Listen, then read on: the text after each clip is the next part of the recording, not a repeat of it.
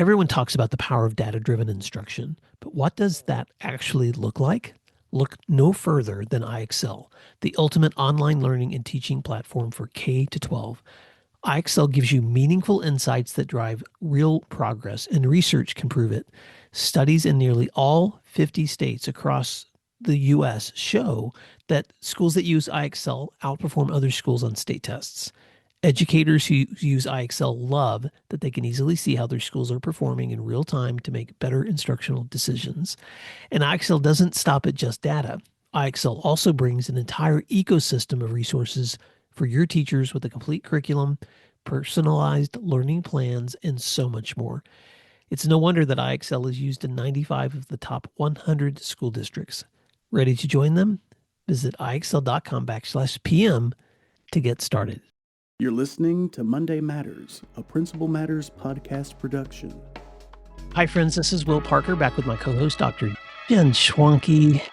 Jen, it's the end of April, and this is a Monday Matters episode, so we get to kind of slow down and talk about our own learning and work. And I'm also really enjoying bringing some of the content from your newsletters to listeners. And so today, I wanted to talk about a recent post you did called Wayward Solutions. And if you don't mind, I know listeners can read this, but you're such a great storyteller, and I love how the story helps bring light to our practice. So do you mind kind of walking through what inspired this post? No, this is, I was actually on my couch an early Saturday morning, and I just had this memory, and it's a story I just love. So my brother is 4 years to the day younger than I am. And he grew up just as you would think a tousled, energetic farm boy grows up. And there are always a lot of problems to solve on a farm, and every day, just like in school leadership, you wake up and you don't know what's going to happen. There might be a storm you didn't predict. There might be a change in grain prices. There might be a broken baler. There might be any number of things. And so one of the problems that was a recurring problem on our farm, we have one of those big 19th century bank barns, and we had sheep and cows on our farm, but primarily a hay farm. And so my dad, we would bale all this hay and fill the barn up, and then throughout the year sell it. Folks would come and buy the hay, or my dad would haul it to them, whatever. So the barn would be filled up with this gorgeous alfalfa Timothy hay, and pigeons are such a menace because they roost up in the rafters, and they actually have a very soothing, beautiful sound, but the entire time they are defecating, right? So, Right. and so then you have soiled product for people buying it. And so my dad one day got this great idea to solve this problem. My brother was about 8, and so he got him a BB gun, which is absolutely normal when living on a farm. And he said to my brother, I need you to kill some of these pigeons. We got to control these pigeons. So I want you to go in the barn, and for every pigeon you kill, I'll give you a quarter. And my brother thought that was a great deal. He wanted the money. Now, fast forward a few months, and my dad owed my brother 75 cents, and he needed about $300 to replace the windows in the barn. Which shows you exactly how well that little experiment went. I called it bad math in the newsletter. But my dad went to my brother. He said, "Son, you're just not ready for this. You've got terrible aim. We're not, deal revoked." And my brother didn't argue, so the idea was kind of abandoned. But years later, talking to my brother about this, a new little detail popped up. And my brother admitted, he said, "It's not that I had terrible aim, Dad." He said, I just couldn't kill him. I couldn't do it. And so my dad, laughed out loud and lesson learned. But I apply that directly to school leadership because so many times, again, problems pop up, right? And sometimes there's recurring problems.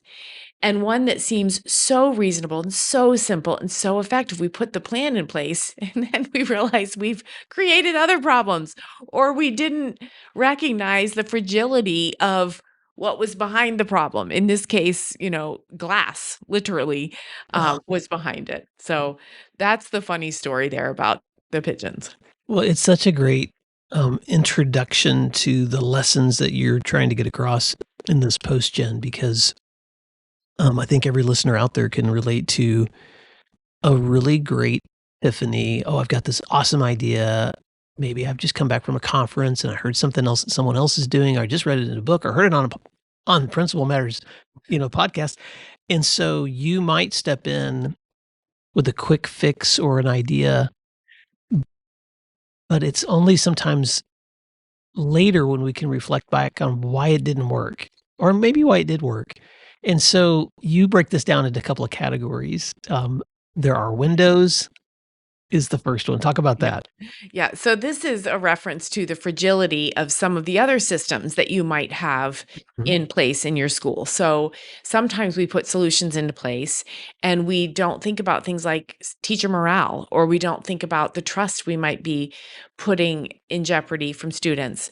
We don't think about maybe the impact or the hit that might be taken to school culture. Efficiency practices. Anytime you add a solution, you are creating something else.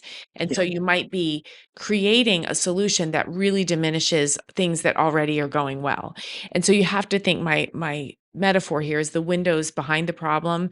You've really got to see through that window and see what's pretty fragile there. Well, I won't divulge confidentiality, but I was coaching with a leader this week who was talking about some changes within the district where they work, and a new leader who had come in um, to take on the head of the organization. And this person was just confiding in me that leader has lots of new ideas, lots of them, but isn't very interested in knowing what's happened before. Hmm. And I think that's sometimes for any new leaders out there, especially anyone who may be transitioning as you step into the spring, and lots of new opportunities may be happening for you going into the next semester, whatever it looks like. Um, Before execution of your great new ideas, it's really important to understand the context of what's happened before. Now, Right. it's in a I know that sometimes leaders get mandates from boards or from hiring committees that we want a change agent, and people say all kinds of things that they want. And it's important that you come in and take the action where action is necessary. But man, Jen, was it Stephen Covey who said, understand first before being understood? Right. And so if you don't stop and have that deep reflection on what is really going on here before I begin to apply solution, then you're going to be busting some windows. Right, right. One of the things I love to go to my team and ask is, what am I not seeing? This seems so obvious to me. What am I not seeing? And that was again, let's play the metaphor. My dad never saw the windows, never saw them. He's like, let's just get rid of these dadgum pigeons, right? And then the second thing that's a reminder for me here is there has to be not necessarily full buy-in, but at least the heart to do it, right?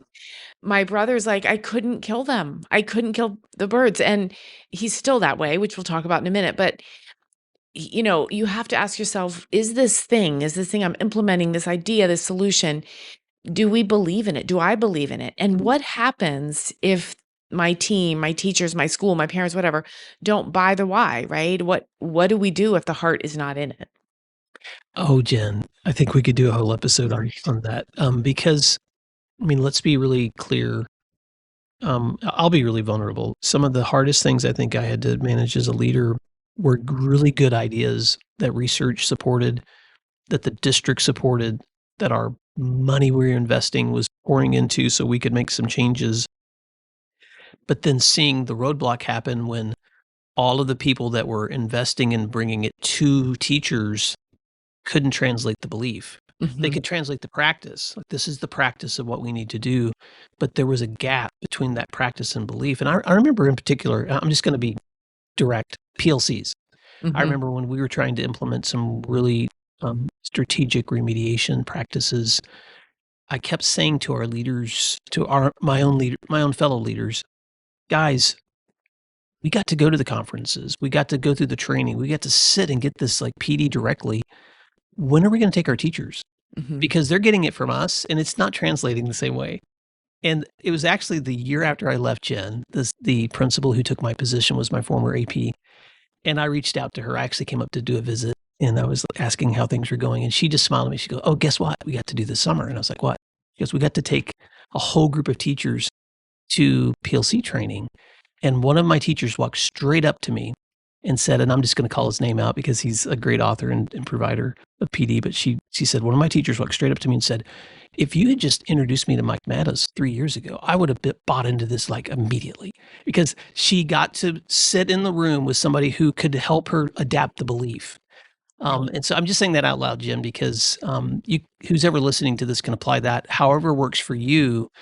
But best practice doesn't always translate into people's hearts being in it too. And I don't have the quick fix for that, but I'm so glad you said it. Right, and you don't necessarily need to fix it, right? Sometimes this isn't a problem that needs fixed, it's more of a mindset.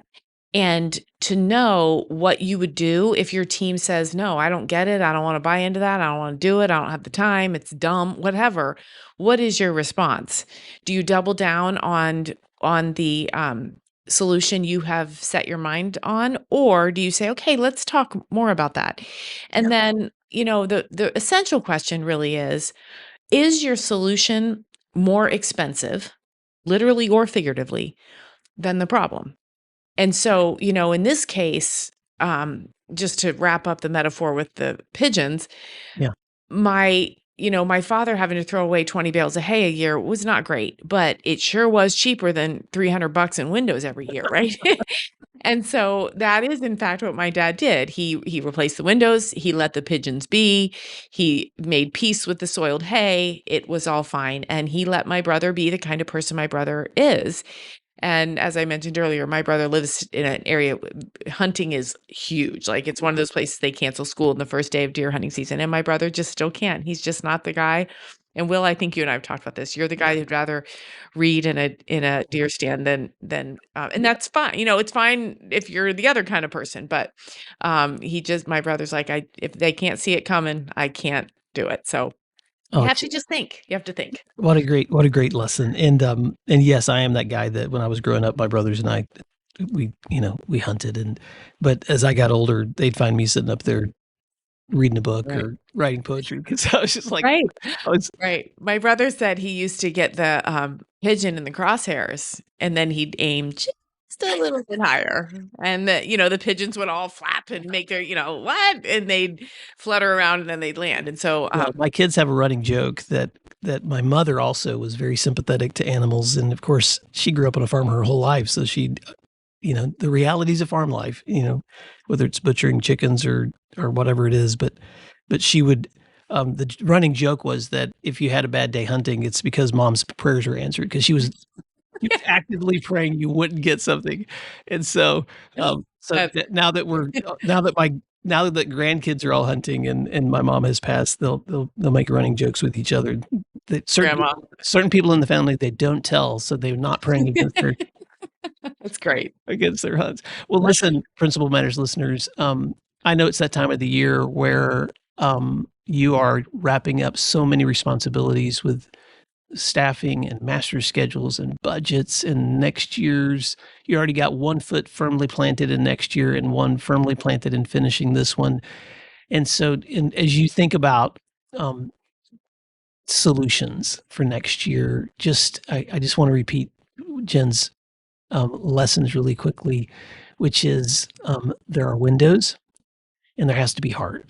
And so just be aware of slowing down and recognizing those things that are affected by our choices and decisions. And then just recognize how important it is for us to be aware of the beliefs of the people that we're working with and slow down long enough to acknowledge those things, influence them where you can, or decide when it's best to just cut your costs and move on to the next thing and see how that works. So Jen, thank you for this post. Exactly. Thank you, everyone. I love that wrap up. It's just about being thoughtful and looking for what you're not seeing. How can our friends stay connected with you this week and your resources, Jen? Check out my website, jenschwanke.com, and that's where you can find a place to subscribe to the newsletter and learn more about pigeons and soiled hay. And you can find all of today's resources at williamdparker.com. And I'll just say this too, since we're coming to you here at the end of April. As you're thinking about next year and you are already thinking about PD with your teachers, your own growth your own desire to get deeper in leadership, reach out to us, because Jen and I do a lot of work throughout the school year with leaders all across this listening audience, and then people that are in places as far flung as, I think you were in Oregon this week, Jen, at the time of this recording. And so we'd love to connect with you. Yes. Thank you for listening to today's episode of Principal Matters, the School Leaders Podcast. If you enjoyed the show, would you take a moment and like, share, subscribe, or leave us a review? In fact, if you share it out with a friend, even more people can become a part of these conversations. Sign up for our newsletter at williamdparker.com for even more free resources. And don't forget to check out our website to learn more about our books, professional development offerings, Grow Academies, masterminds, executive coaching, and keynote presentations. Wow, let's keep learning together. And thank you for doing what matters. Monday Matters.